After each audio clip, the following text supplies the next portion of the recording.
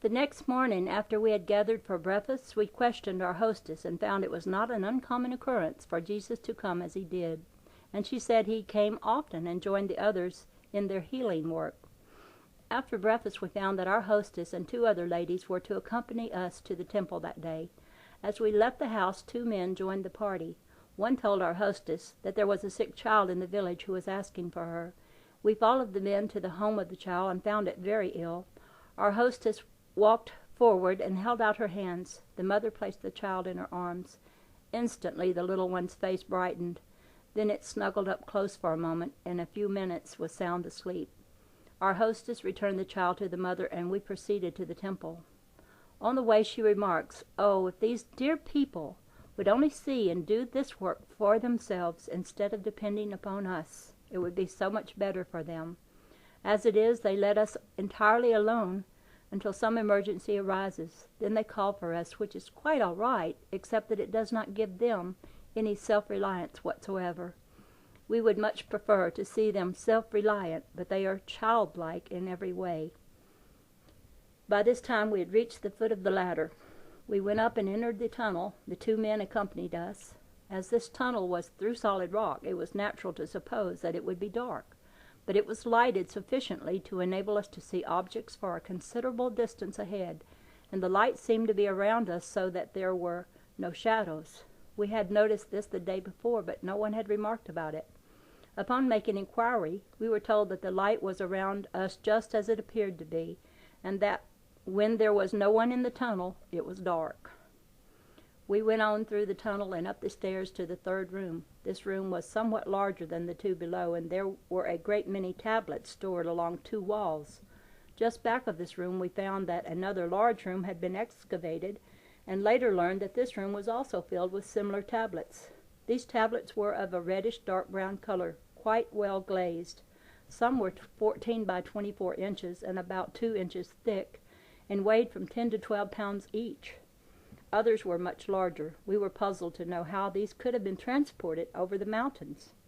We expressed our wonderment at this time and were told that they were not transported over the mountains, but were brought to the Gobi country when it was fertile and well settled before mountains were raised. Then, long after the mountains came up, the tablets were removed to this place to guard against any possibility of their being destroyed. It is claimed that before the mountains arose, a great tidal wave ran over a portion of the country, totally devastating it and a large part of the population. Those who survived were cut off from the world and a means of livelihood, and they became the forefathers of the roving bands of brigands which infest the Gobi at this time. It is claimed that the great Unger Empire existed where the Himalayas and the Gobi are today, that large cities of a people in a high state of civilization existed there, and that drifting sand covered the ruins after they were destroyed by the water. We afterwards took the descriptions as they were translated to us from the tablets and found 3 of these cities, and we believe that someday, when further excavations are completed, they will prove the authenticity of these records and that which is claimed for them. These records place the date of this civilization back hundreds of thousands of years. As this is not a treatise on research, I feel that I have digressed. We were shown through the different rooms. During the general conversation, it developed that one of the men who joined our party in the morning was a descendant of the man whom we met in the village where John the Baptist had lived, and whom we called our friend of the records. This man showed every sign of advanced years, which caused us to wonder. While we were returning to the first room, our chief asked if a desire could be fulfilled as soon as it was expressed.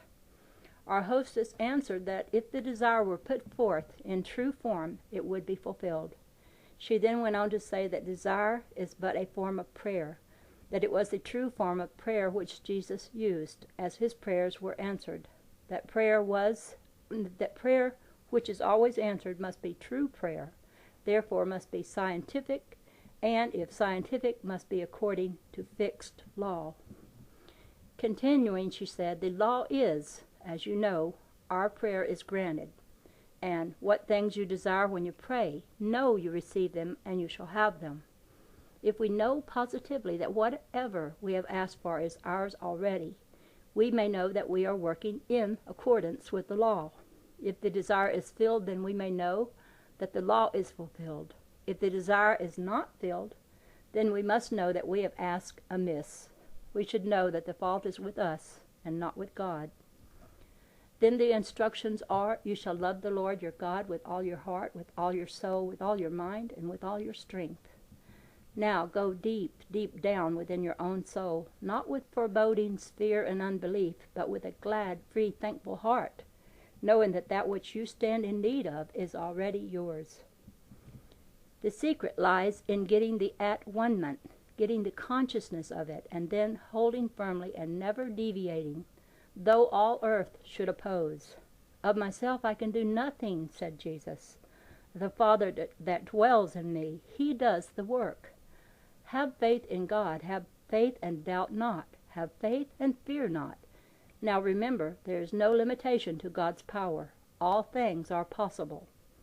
Use positive words in making your request. There is naught but the perfect condition desired. Then plant in your soul the perfect seed ideal, and that alone. Now ask to manifest health and not to be healed. I want to get that straight. Now ask to manifest health and not to be healed of disease, to express harmony and to realize abundance, not to be delivered from inharmony, misery, and limitations. Throw these off as you would discard an old garment. They are old and only outgrown things. You can afford to discard them joyfully. Do not even turn to gaze upon them. They are no thing, nothing. Fill the seemingly blank spaces about you with the thought of God, infinite good. Then remember the word God is a seed. It must grow. Leave the how, when, and where to God. Your work is merely to say what you want and to give forth blessings, knowing that the moment you have asked, you have received. All the details of this bringing forth is the work of the Father. Remember, he does the work. Do faithfully your part. Leave and trust God's part to him. Ask, affirm, look to God for what you want, then receive God's fulfillment. Keep the thought of God's abundance always in mind. If any other thought comes, replace it with that of God's abundance, and bless that abundance. Give thanks constantly, if need be, that the work is done. Do not go back again to the asking. Just bless and give thanks that the work is done, that God is working in you, that you are receiving that which you desire, for you desire only the good, that you may give out the good to all. Let this be in silence and in secret. Pray to your Father in secret, and your Father, who sees the secret of your soul, will reward you openly. When the demonstration is complete, you will look back upon the time faithfully given as one of your greatest treasures. You will have proved the law, and you will realize the power of your word, spoken in faith and blessing. Remember that God has perfected his plan. He has poured out and is continuously pouring out lovingly and lavishly upon us all good and every good thing that we can desire. Again he says, try me and see if I will not open the windows of heaven and pour out such a blessing there will not be room enough to receive.